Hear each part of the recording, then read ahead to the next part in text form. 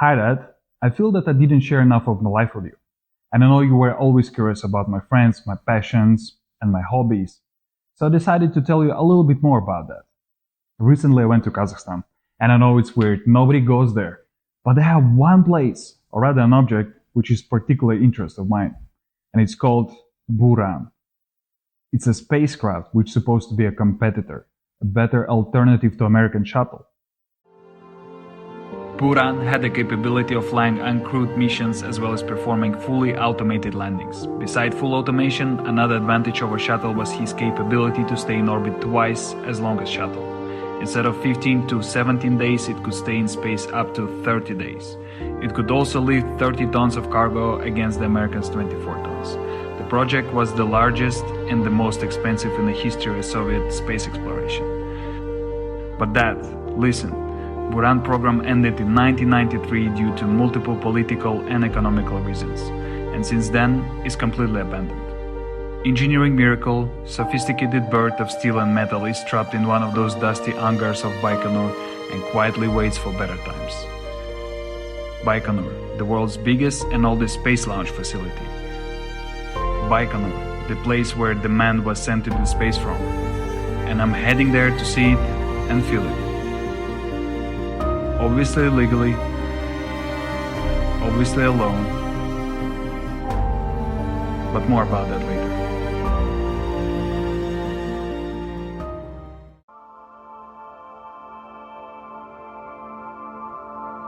It's big, it's bold, and it's beautiful. Kazakhstan, country of horses, apples, and desert. Highway of the Great Silk Road and treasure of picturesque landscapes. Vast lands of nothingness, but for some reason you feel everything. Wind and smells, touch of the grass and the sand on your skin. Your feelings intensify, and that makes you connected. You feel alive. So, welcome to Kazakhstan.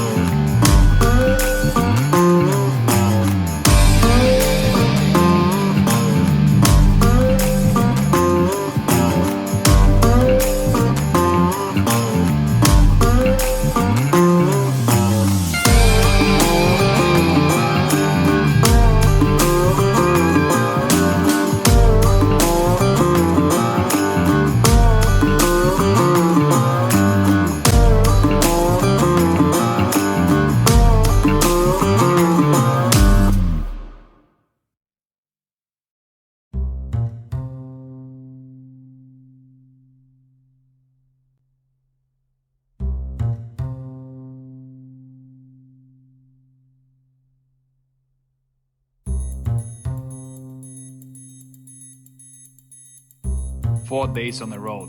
Do you know what I realized that? This country is not delicate. It's wild and it's raw. It bites and it has its own rules.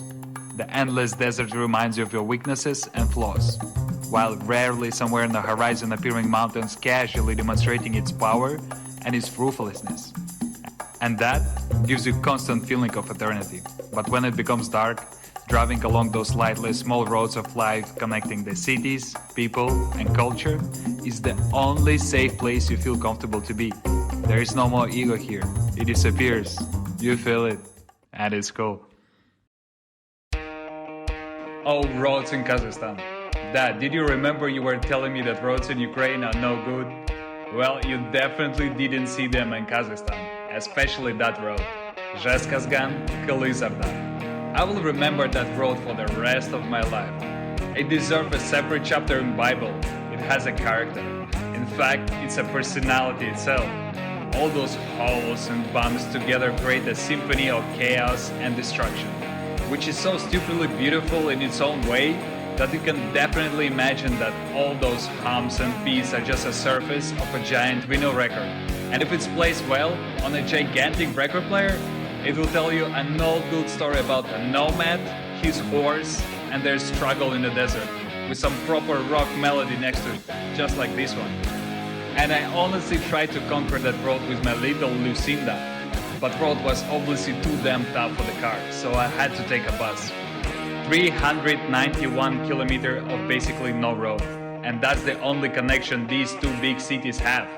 9 hours of plus 38 degrees of Celsius, no air conditioning, no toilet, windows are shut because of the dust, and the constant vibration of the bus. You sweat like a pig seeing a butcher, accept the inevitable, and continue to sweat even more. But well, I made it. Finally, after more than 1,500 kilometers on the road, I'm there, and I'm ready.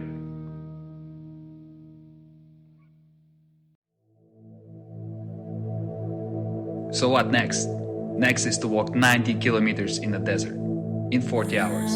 It must be 40, otherwise I might get caught. And what happens if I get caught? Well, it's an active military zone.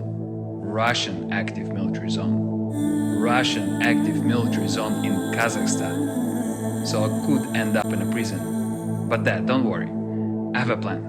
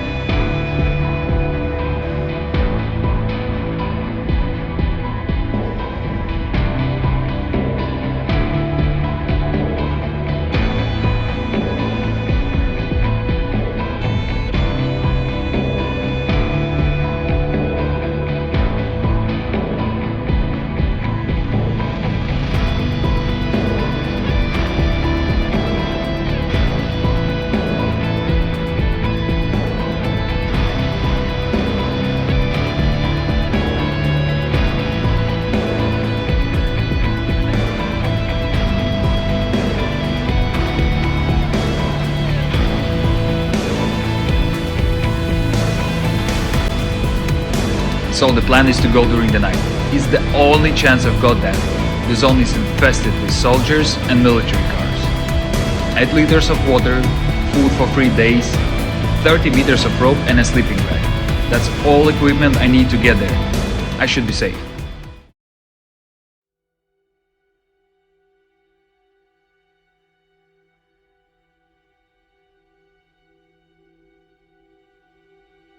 Just tried to film some wild horses because there is like an amazing picture. They're like right on the sunset.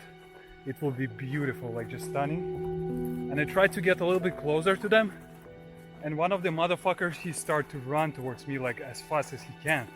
And to be honest, that was scary. That was scary as fuck because they're wild, they're massive. If they will decide to attack you, they can easily kill you, like just with a blink of the eye. So yeah, that was a bit scary, but that picture would be amazing. Just check it out. Not sure if you can see them, but they're just right there on the sunset. Amazing. Would have been amazing, but well, it is what it is. We continue the trip. Let's go. So this is where I am now. The military zone will start in 10 kilometers and the first checkpoint will be straight ahead, so I need to go a little bit around it. And here is Gagarinsky Star, where first human, Yuri Gagarin, was sent to the space from in 1961. It is still used to launch the rocket into the space, so what I need to do is to overcome this structure. I will go a little bit to the left of it, and then there is Gagarinsky Star. I need to be to the right of it, but not too close to this road, so I sort of need to be in the middle. It's around 7 to 8 kilometers from this point to this point. Once I'm in the middle, I need to be super fast and run towards the heart. That's where Buran is. The military zone starts here. The sun is still up.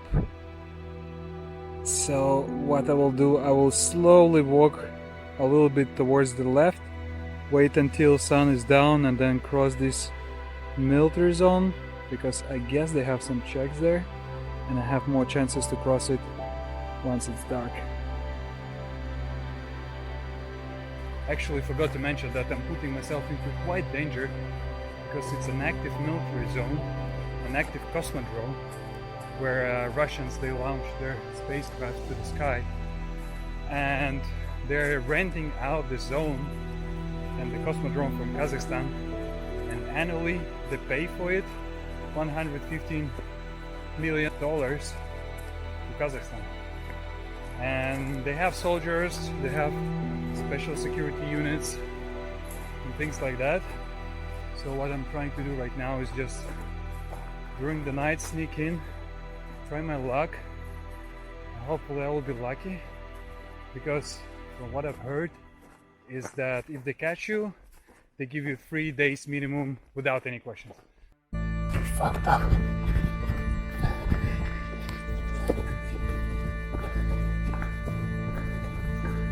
Okay, let's keep going. Fucking run. Run.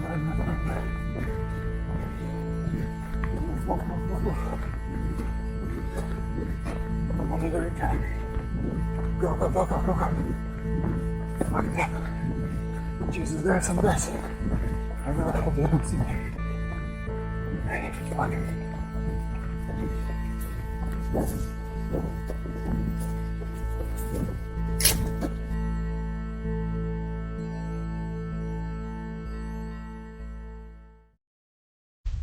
Well, I sneaked in and right now I'm on the roof.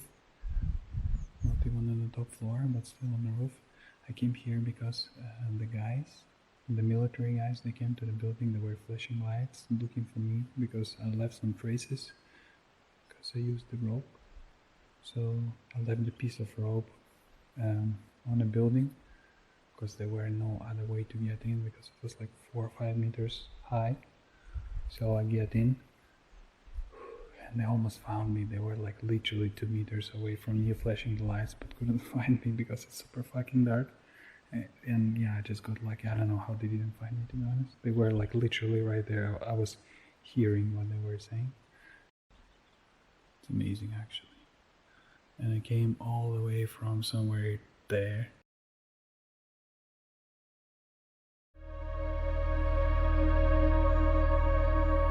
Keep talking this way because I'm afraid that the lights are still there.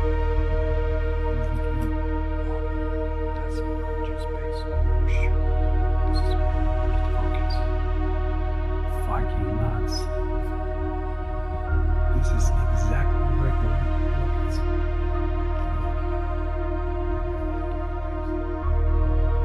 So yeah, it's a rocket launching place.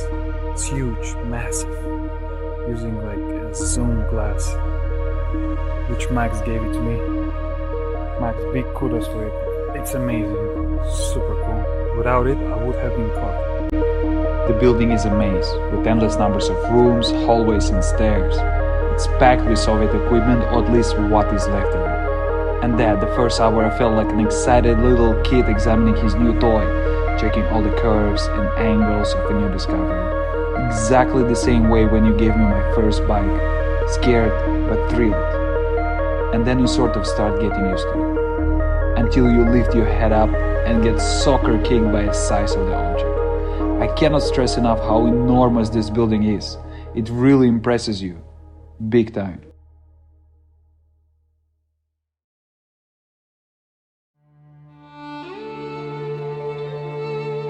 When I got inside the spacecraft, I was stabbed by a quick and sharp feeling of sadness. It's all gone. In front of me is just a ghost with barely recognizable body of the past glory. Once a technological breakthrough and pride of the whole country is now basically a scrap metal. Only being there you get that elusive feeling of broken dreams. Just think about it, that. Thousands of people all around the Soviet Union came to the middle of the desert hoping to work on something meaningful, great and technologically complex. Smart, big, small, funny or serious, you name it. Different kind of people, but all of them were united and driven by one idea: space exploration. But how much energy, nerves and tears it required? Was it worth it at the end? I'm definitely not the one to answer that question, but what I know is that any progress requires sacrifice, especially on a such scale. Bye bye, Baikonur. Bye bye.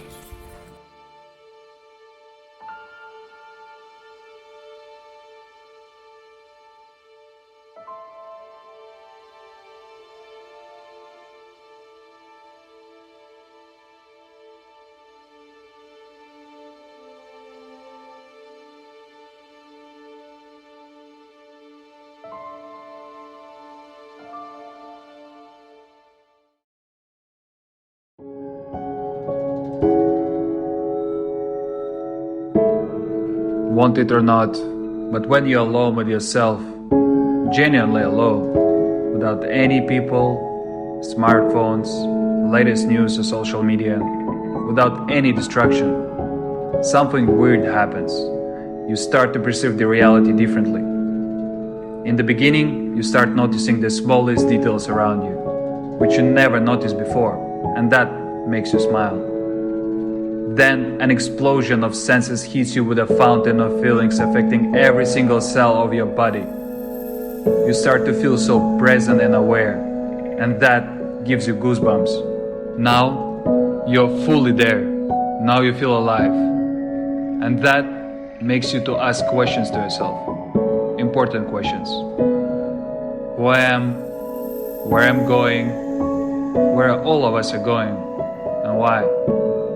These important questions which everybody should ask themselves. Well, that happened with me on the way back. Why I'm here? Why I'm attracted to weird places and extreme situations? Why I hitchhike, travel by freight train, kitesurf, climb mountains, and constantly looking for an adventure? Why I'm this way? And being in the middle of the desert gave me that answer. It's you, Dad. You were always an unconventional thinker. I will always remember how you faked stamps and passports so we could cross the border, or how we built a cabinet out of the broken door just because you didn't see a point of buying a new one. How you bribed medical personnel so they would allow you to work. Your time and stories about Chernobyl. How you teach me to read forest and navigate myself there. I will always remember. I will always remember you, Dad.